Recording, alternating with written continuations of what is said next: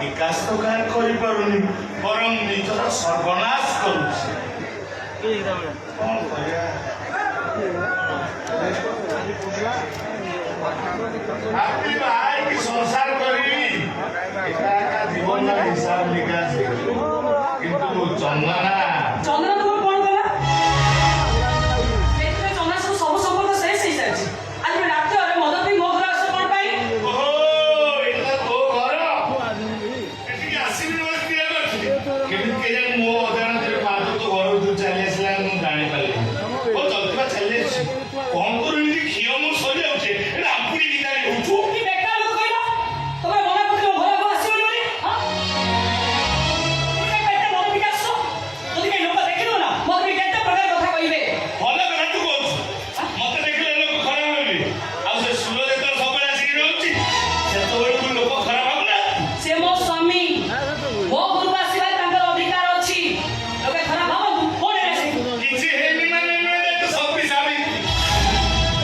ମା ଠାରୁ ଦୂର ତୋର ଗୋଟିକିଆ ଘର, କାହା ନଜର ପଡୁନି, ତା ନଥିଲେ ଏତେବେଳକୁ ନାଗରା ବାଜନ୍ତାଣି। ଯଦି ଟିଭି ଆମର ବାଜିଲେ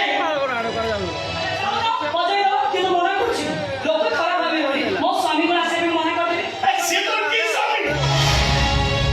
ତୋତେ ଭୋଗ କରିବା ପାଇଁ ଶଙ୍ଖା ସିନ୍ଦୁର ପିନ୍ଧି ସେଦିନ ଗୋଟେ ନାଟକ କରିଦେଲା, କଥା ମୁଁ ଠିକ ବୁଝିଛି। କି କଥା ତମେ କହୁଛ? ହଁ, ଆମର ମନ୍ଦିର ହେଇକି ବିବାହ କଲୁ, ଏଠି ନାଟକ କଥା ଆସୁଛି କାହିଁକି? ଆଉ ହେଲା ଯଦି ତୁ ତା ସ୍ତ୍ରୀ, ଆଉ ତୋତେ ଘରକୁ ନଉନି କଣ ପାଇଁ? ସବୁବେଳେ ଚୋରଙ୍କ ଭଳି ଆସି ତୋ ସହିତ ମିଶିକି ଯାଉଛି କଣ ପାଇଁ? ଦେଖ, ଏଇଟା ହଉଛି ମୋ ବ୍ୟକ୍ତିଗତ କଥା। ମୋ ବ୍ୟକ୍ତିଗତ କଥା ଭିତରେ ତମ ସହ କଥା ହବାକୁ ଇଚ୍ଛା ବି କରୁନାହିଁ। ମୁଁ କଣ ତୋ ଇଚ୍ଛାରେ ଚାଲିବି ନା କଣ? ମୁଁ ଗ୍ୟାରେଣ୍ଟି ଦେଇ କହିବି ସେ ସୁରଜ କେବେ ବି ତୋତେ ତା ଘରକୁ ନ ପଡୁ। ଏମିତି ଆସି ତୋ ସହିତ ଦେହ ସୁଖ ପାଇଁ ଚାଲିଯିବ, ଆଉ ତୁ କିଛି ଟଙ୍କା ହାତରେ ଧରି ଖୁସି ହଉଥୁ। ଆମର ତମେ କହୁଛ ମୁଁ ଏ ଘର ଭିତରେ ଦେହ ବେପାର କରୁଛି? ଆହୁରି ବି କହୁଛି, ଘରଟାକୁ ବେଶ୍ୟାଳ କରିଦେ। ତତେ ମା ହବାକୁ ଇଚ୍ଛା କରିଥିଲି, ମୁଁ ତତେ ବନ୍ଧାଇଲି।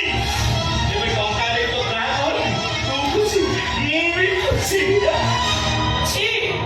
ଥୁ! ଏଇ ତମର ଘର ପାଇଲା? ଏଟା କଦର୍ଯ୍ୟ ଚିନ୍ତାଧାରା ତମର?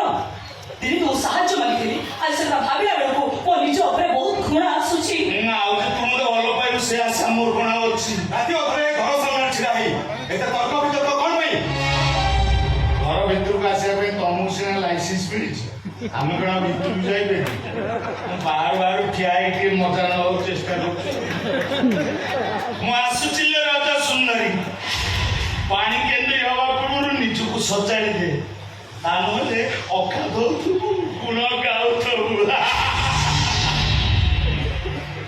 ଆଜିର ନାଟକ ରାତିକି ଆସିଗଲେ ନାଗର ମୋର ନାଗର ମୋର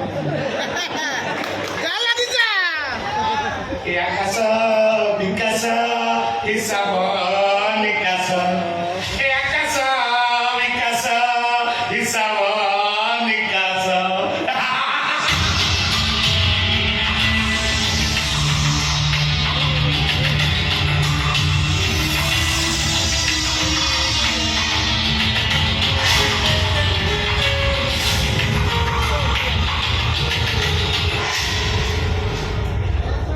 ଗଣେଶୀ, ଆକାଶ ଏମିତି କଣ ସବୁ କରି ଚାଲିଗଲା? ସେ କିଛି ଭୁଲ ହୁଏନି। ମାନେ ମୁଁ ଶାଶୁଘରକୁ ଯିବିନି ନାହିଁ। ତାହେଲେ ତମର କଣ ମୋ ଉପରେ ବିଶ୍ୱାସ ନାହିଁ? ବିଶ୍ୱାସର ଗୋଟେ ସୀମାରେଖା ଅଛି କି ନାହିଁ? ଲୁଚିକି ରହିବି, ଏ ସଂଘାସରୁ ଲୁଚେଇକି ରଖିବି। କେହି ନା କେହି ମୋତେ ପ୍ରଶ୍ନ କରୁଛନ୍ତି, ତମେ ତମ ମାନ ସମ୍ମାନ ପାଇଁ ମୋତେ ପାଟିକି ଚୁପ୍ ରଖିବାକୁ ପଡୁଛି। ବ୍ୟସ୍ତ ହୁଅନି, ଆଉ କେଇଟା ଦିନର କଥା। ଭୁବନେଶ୍ୱରରେ ମୁଁ ଗୋଟେ ଘର ଖୋଜୁଛି, ଆରି ଭିତରେ ଫାଇନାଲ ହେଇଯିବ। ତାପରେ ମୁଁ ତମକୁ ସେଠିକି ନେଇଯିବି। ତାମାନେ ମୁଁ ମୋ ଶାଶୁଘରକୁ ଯାଇପାରିବିନି? ନିଶ୍ଚୟ ଯିବ। ମାତ୍ର ଆମ ଘରେ ଯଦି ତମକୁ ଗ୍ରହଣ ନ କରନ୍ତି, ତାର ପ୍ରତିକାର ପାଇଁ ମତେ ତ ପୁଣି ଗୋଟେ କିଛି ବ୍ୟବସ୍ଥା କରିବାକୁ ପଡିବ ନା। ନାଇଁ ନାଇଁ ନାଇଁ, ମତେ କିଛି ଭଲ ଲାଗୁନି। ମୁଁ ତ ପ୍ରଥମେ ମନା କରୁଥିଲି, ତମେ ମୋ କଥା ମାନିଲନି। କହିଲ ଆଉ ବାହାଘର ବନ୍ଧନ କଣ କରିଦେବେ? ଆଜି ଏମିତି କଥା କହି ମୋ ବିଶ୍ୱାସ ଭାଙ୍ଗି ଦଉଛ କେମିତି? ତମେ ମୋ ସ୍ତ୍ରୀ ହେଇସାରିଛ ମାନେ ଆମ ଘରର ବହୁ ନିଶ୍ଚୟ ହବ। ମୋ ଅପେକ୍ଷାର ବ୍ରତ ଆଉ କେତେ ଦିନ ପରେ ଶେଷ? ସୁରଜ, ତମ ରକ୍ତ ବି ମୋ ଗର୍ବ।